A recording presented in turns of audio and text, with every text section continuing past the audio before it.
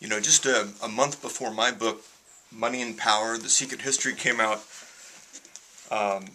William D. Cohen came out with a book called Money and Power. How Goldman Sachs Came to Rule the World. And I'd like to recommend it as well. I wish I'd read it before I wrote my book. He talks about some of the same things. And one of the things we're all talking about is how Goldman Sachs was able to collapse the derivative market, the real estate market, many markets that are kind of interconnected and intertwined, and it brought a house of cards down. And then this CEO, the former CEO of Goldman Sachs, became head of the Treasury, Hank Paulson.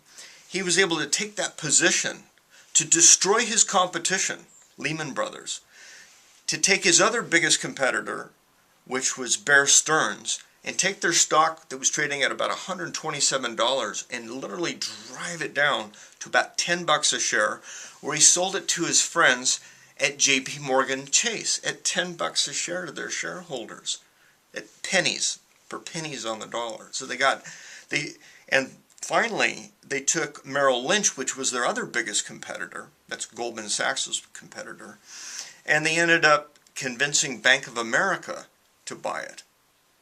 So all their competition is gone.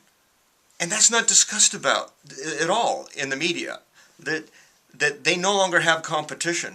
And the next amazing thing that's not shared is all these new concerns that got rolled up, such as Goldman Sachs, some of these companies that were in trouble became bank holding companies instead of investment companies. They're now under a bank holding charter, which puts them under both the protection and instruction of the Federal Reserve again. So now the Federal Reserve has completely taken over the equities side of the market too, and it's not being discussed in any of the talk shows that I can find.